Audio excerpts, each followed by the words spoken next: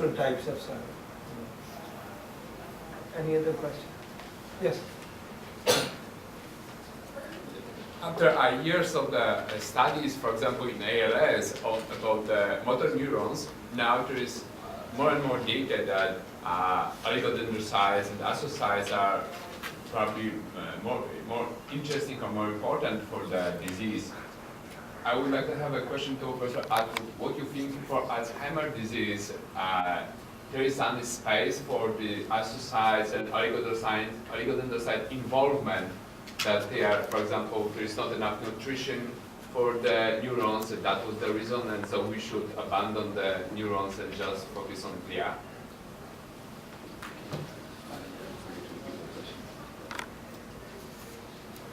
So the question relates to the support role of astrocytes and other glia for neuronal function and survival.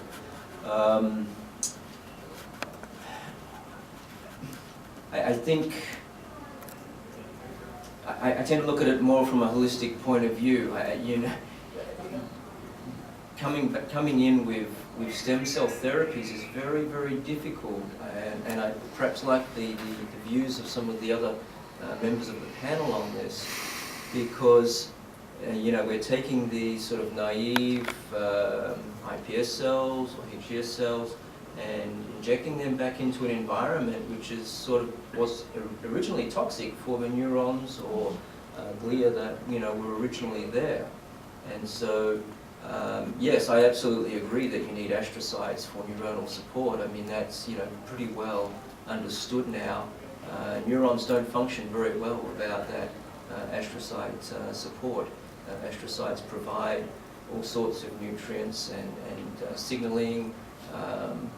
Lipids are thought to perhaps be transported from astrocytes into neurons.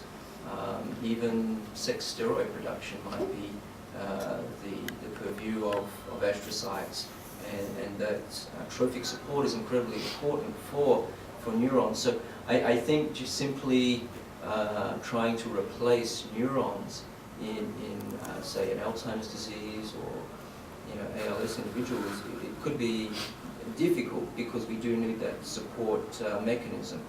But the real question in my mind is, how do you change up the aging environment? Because you've got this milieu that is very, very different to what neurons and astrocytes originally developed in.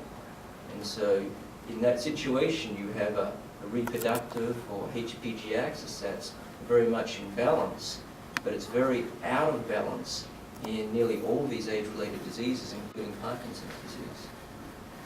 So I don't know if I've answered your question exactly, but I think we've got a long way to go in coupling, the endocrine changes with any stem cell therapy in order to make it successful.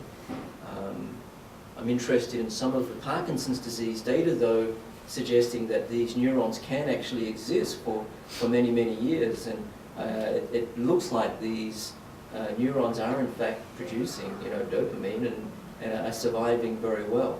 So I don't know if that's going to be the case with Alzheimer's disease. Anyone wants to comment? Sure. So,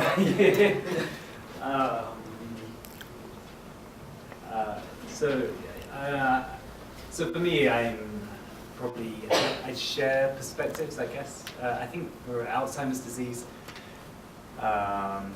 in terms of cell therapy, I think it's maybe technically demanding to get the cells over a hemisphere, over the entire cortex.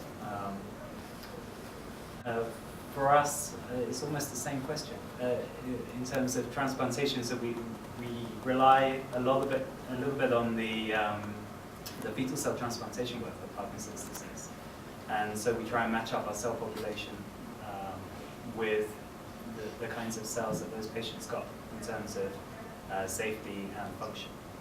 So, granted that not all of those grafts worked exceptionally well, but I think if you were going to transplant self-neurons, I would be very surprised if it worked less well than the fetal cells.